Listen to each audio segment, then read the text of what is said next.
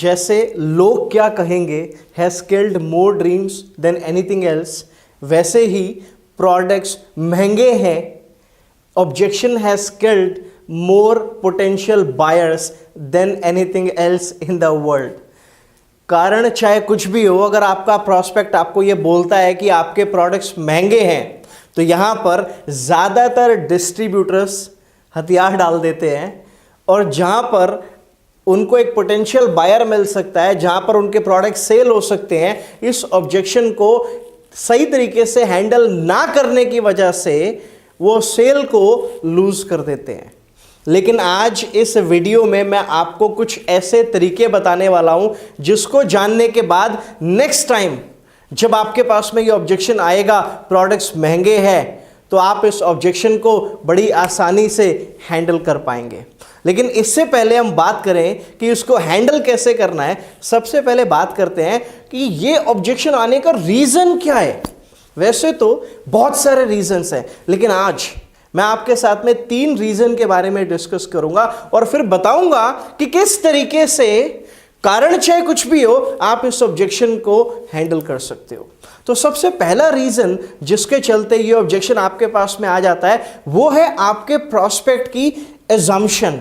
ज्यादातर prospects assume कर लेते हैं कि यार ये प्रोडक्ट बड़ा महंगा है, बिना ये जाने कि उस प्रोडक्ट से उनको बेनिफिट क्या मिल सकता है। और अगर आपने अपने प्रॉस्पेक्ट को बिजनेस भी ऑफर किया है प्रोडक्ट्स के साथ में, तो वो प्रॉस्पेक्ट यहां तक नहीं रुकता, वो ये भी सोच लेता है कि ये प्रोडक्ट मेरे लिए तो महंगा है, लेकिन मेरे सर्कल में भी लोगों को ये प्रोडक्ट महंगा लगने वाला है, और फिर वो आपको ये ऑब्जेक्शन दे देता है कि भैया बड़ा महंगा प्रोडक्ट है। दूसरा रीजन ये होता है लैक ऑफ प्रेजेंटेशन स्किल्स। कई बारी हम लोग भी इफेक्टिवली प्रेजेंटेशन नहीं कर पाते, जिसके चलते ये ऑब्जेक्शन रेज हो जाता है। एक बार मुझे किसी ने एक बड़ी अच्छी बात बताई, उन्होंने बताया अगर आपका प्रॉस्पेक्ट आपको ये बोल रहा है कि आपके प्रोडक्ट महंगे हैं, इसका मतलब इनडायरेक्टली आपको वो ये बोल रहा है कि आपको आपके प्रोडक्ट में वैल्यू नहीं दिखानी आती, आपको आपके प्रोडक्ट की नॉलेज नहीं है। जाओ पहले नॉलेज लेकर आओ, पहले प्रोडक्ट की वैल्यू दिखाना सीखो, उसके बाद हमारे पास आना। Great, what a good thought it is.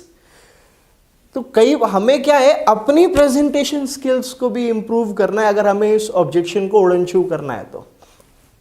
तीसरा रीजन कई बार हमारे पास में आ जाता है, प्रोडक्ट महंगे हैं, रीजन क्या होता है, प्रॉस्पेक्ट जेन्युइनली उन प्रोडक्ट्स को अफोर्ड नहीं कर सकता।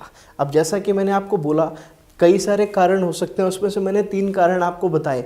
अब इन तीनों में से कारण कोई भी हो, मैं आज आपको ऐसे 4 प्रैक्टिकल तरीके बताने वाला हूं जिनसे आप इस ऑब्जेक्शन को, चाहे रीजन तीनों में से कोई सा भी हो, आप इस ऑब्जेक्शन को इजीली हैंडल कर सकते हैं। तो सबसे पहले मेथड की बात करते हैं। मैं 4 तरीके हैं जो मैं आपको बता देता हूं। सबसे पहले ना आपको ये जानना होगा, नंबर 1 जो तरीका है जानना ये होगा कि आपके प्रॉस्पेक्ट की नीड क्या है। सेकंड, आपको उसको उसकी नीड के अकॉर्डिंग प्रोडक्ट्स के उसको बेनिफिट्स बताने हैं।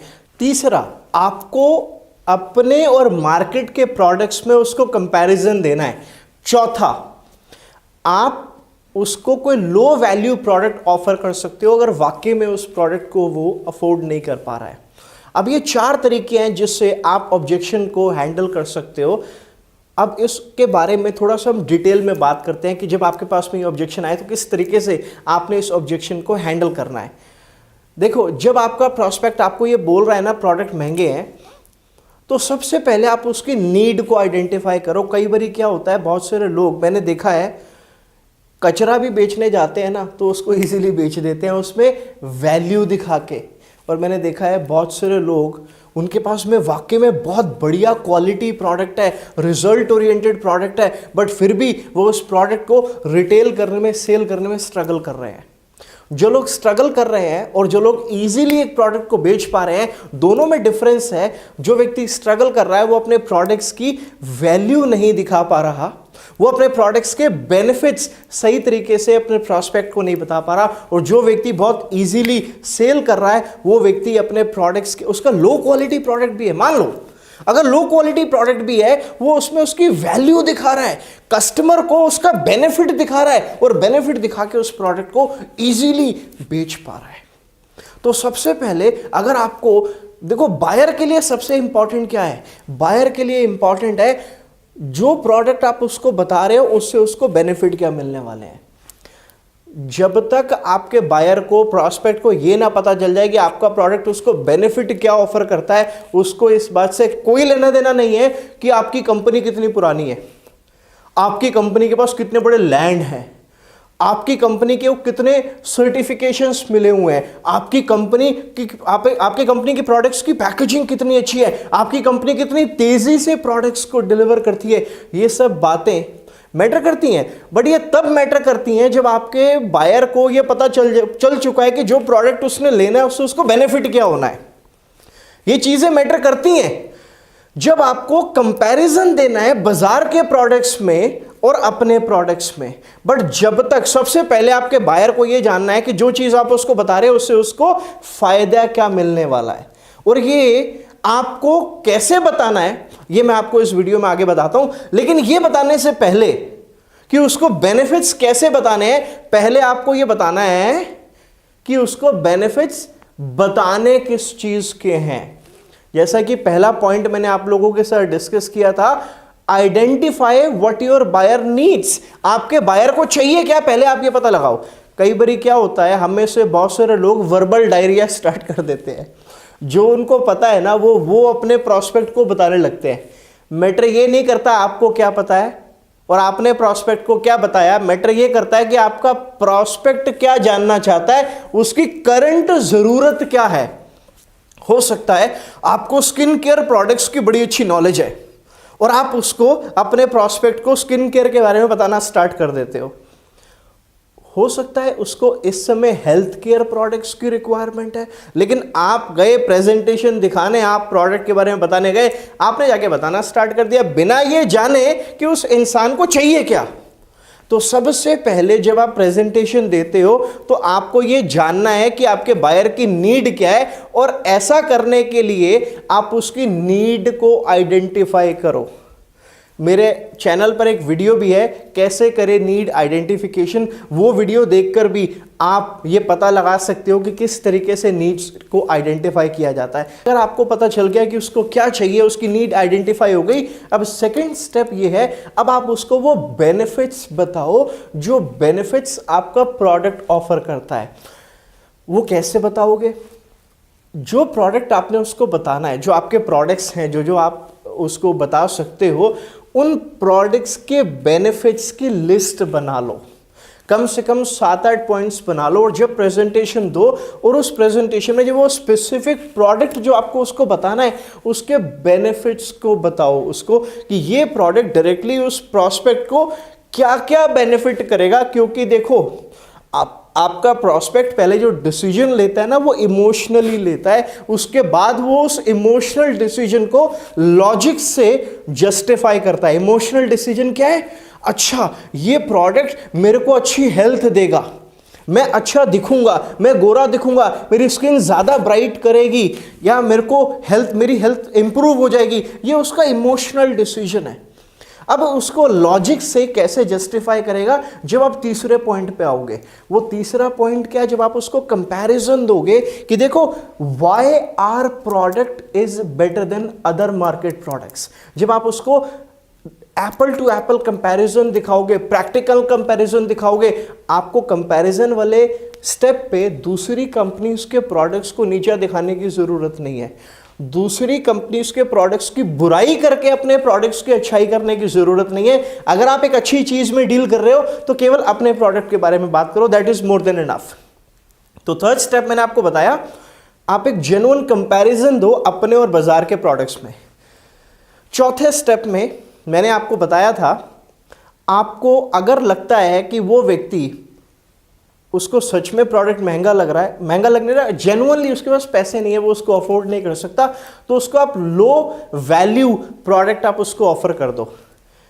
जब आप नीड को आइडेंटिफाई करते हो ना, और जब आप उसके साथ में बेनिफिट्स को शेयर कर रहे हो, उसी दौरान आपको ये पता चल जाता है कि वो व्यक्ति अफोर्ड कर भी सकता है कि नहीं कर सकता। अगर वो जेन्युइनली अफोर्ड नहीं कर सकता तो ज़रूरी नहीं है कि आपने पहले ही दिन उसको 20,000 का, 10,000 का, 30,000 का, 40,000 का प्रोडक्ट आपको उसको देना है। मैटर ये नहीं करता। जो मेरा एक्सपीरियंस है 10 साल का नेटवर्क मार्केटिंग बिजनेस में, कई बारी मैंने देखा है एक व्यक्ति को हमने 500 रुपये का प्रोडक्ट दिया और शुरुआत में वो 500 रुपये का प्रोडक्ट लेने से भी हिचक रहा था। 500 रुपये का प्रोडक्ट दिया, लेकिन जब वो व्यक्ति उस प्रोडक्ट से सेटिस्फाइड हुआ तो वो व्यक्ति हमारा मंथली 10-12 हज़ार का यूज़र बन गया और कई साल तक वो व्यक्ति उन प्रोडक्ट्स को खरीदता रहा। सोचो, जो व्यक्ति 500 रुपये का प्रोडक्ट नहीं ले रहा था उसने साल में 1.5-2 लाख रुपए का प्रोडक्ट खरीद लिया। हमें से कई बारी कुछ लोग गलती क्या करते हैं, वो ये सोचते हैं कि आज कस्टमर मिल रहा है, आज बायर मिल रहा है, तो हम क्या करते हैं फटाफट से उसको जितना प्रोडक्ट हो सके चिपका दें उसको। Do not do that. We are into relationship building business. आप चाहे छोटे अमाउंट से उसके साथ में स्टार्ट करो, अगर आपके चीज़ में दम है तो यकीनन वो व्यक्ति उस प्रोडक्ट को रिपीट करेगा और रिपीट भी करेगा और 4 लोगों को और भी बताएगा। और असल में यही तो हमारा बिजनेस है। जब वो उन प्रोडक्ट्स को रेकमेंड आगे भी करना स्टार्ट कर दे, जब आपको रेफरेंसेस मिलने स्टार्ट हो जाए, तो आपका नेटवर्क बिल्डिंग वाला जो कॉन्सेप्ट है, जो आपको नेटवर्क बिल्डिंग की रिक्वायरमेंट है, वो भी यहाँ से काम स्टार्ट हो जाता है। फिर इसको ऐसे समझो, people love to buy but they do not like to be sold। आपका काम है अपने प्रॉस्पेक्ट को हेल्प करना वो खरीदने में जो वो खरीदना चाहता है। आप देखो, एक व्यक्ति अपनी फैमिली के साथ में एक अच्छे रेस्टोरेंट में जाता है, वहाँ जाके खाना खाता है और हज़ारों रुपया, 1,000, 2,000, 4,000, 5,000, 10,000 रुपये तक वो एक अच्छे रेस्टोरेंट में अपनी फैमिली के साथ में एक मील, लंच या डिनर खाने में स्पेंड कर देता है। उसको मालूम है कि यही एक मील अगर मैं घर पे पकाता और अपनी फैमिली के साथ खाता तो शायद 100 रुपये भी खर्चा नहीं आता, लेकिन फिर भी वो हज़ारों रुपये रेस्टोरेंट में जाके खर्च कर रहा है। क्यों? क्योंकि वहाँ पर उसको अपनी फैमिली के साथ एक डिसेंट एम्बियंस में बैठकर खाना खाना ज़्यादा अच्छा लग रहा है बजाय उसकी कॉस्ट को देखने के। तो जब इंसान को किसी चीज़ में वैल्यू दिखती है तो वो उसकी कॉस्ट को भूल जाता है। और आपको भी यही करना है, अपने प्रॉस्पेक्ट को आपको अपने प्रोडक्ट में वैल्यू दिखानी है, उसके बेनिफिट्स गिनवा के। जब आप ऐसा करोगे तो वो उसकी कॉस्ट को भूल जाएगा। आप देखो, एक समय था जब 30 रुपये 35 रुपये का पेट्रोल 1 लीटर आता था। आज जब 70 रुपये 80 रुपये लीटर पेट्रोल है, उसके बाद भी लोग अपने गाड़ियों में पेट्रोल को डलवाते हैं। जब गैस सिलेंडर 200 रुपये था तब भी लोग अपने घर में खाना बनाते थे गैस सिलेंडर पे। आज जब गैस सिलेंडर 700 रुपये 800 रुपये है तब भी लोग अपने घर पे गैस सिलेंडर इस्तेमाल करके खाना बनाते हैं। ये सर नो। तो मैटर ये नहीं करता प्रोडक्ट की कॉस्ट क्या है, मैटर ये करता है कि वो प्रोडक्ट उनके लिए वैल्यू क्या प्रोवाइड करवाता है। तो हमेशा इस चीज के ऊपर फोकस करो कि आपके प्रॉस्पेक्ट को आपके प्रोडक्ट से वैल्यू क्या मिलने वाली है और वो आप उस प्रोडक्ट के बेनिफिट्स को गिनवा के कर सकते हो। और अगर मैं आपको ऐसा बोलूं कि मैं आज आपको इस वीडियो में एक ऐसी ट्रिक बता देता हूं जिससे, एक ऐसी मैजिक ट्रिक जिससे आप जहां बैठोगे वहीं आप सेल कर पाओगे, तो ये झूठ होगा, क्योंकि ऐसी कोई ट्रिक है ही नहीं और ना कभी फ्यूचर में होगी। हर काम के अंदर एक लॉ ऑफ एवरेज होती है और बिल्कुल इसी तरीके से नेटवर्क मार्केटिंग बिजनेस में भी, चाहे आप प्रोडक्ट्स की बात करो या बिजनेस की बात करो, लॉ ऑफ एवरेज काम करती है। हाँ, उस लॉ ऑफ एवरेज को हम अपनी प्रेजेंटेशन स्किल्स के ऊपर काम करके, हम अपने ऊपर काम करके उस एवरेज को इंप्रूव कर सकते हैं। तो नेक्स्ट टाइम जब आपका प्रॉस्पेक्ट आपको ये बोले प्रोडक्ट महंगे हैं, तो सबसे पहले उसकी नीड को आइडेंटिफाई करो, फिर उसको बेनिफिट्स बताओ प्रोडक्ट्स के, फिर उसको कंपैरिजन दो, और अगर वो सच में इन प्रोडक्ट्स को अफोर्ड नहीं कर सकता तो उसको लो वैल्यू प्रोडक्ट प्रोवाइड करवाओ, यूजर बनाओ।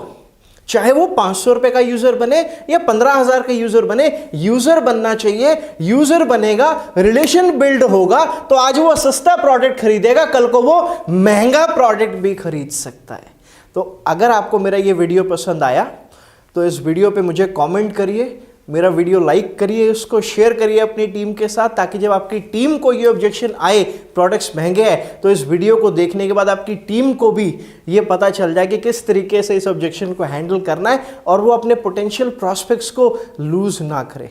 और आपने अगर अभी तक मेरा चैनल सब्सक्राइब नहीं किया तो उसको अभी सब्सक्राइब कर लो, बेल आइकन को दबा दो ताकि जब नोटिफिकेशन आए तो आप लोगों को पता चल जाए। और मेरी वीडियो में मैं हर बार आपको बताता हूं ना, ये मैं थोड़ा सा पहले बता देता हूं, मैं आपको हर बार बताता हूं कि अपनी गाड़ी की हेडलाइट की बीम को लो पे रखा करो, क्योंकि इस हाई बीम की वजह से बड़े सारे एक्सीडेंट्स होते हैं। तो हम लोगों को एक इनिशिएटिव लेना है, अपनी गाड़ी की हेडलाइट की बीम को लो पे रखना है ताकि हमारी वजह से लोगों को परेशानी ना हो। Thank you very much.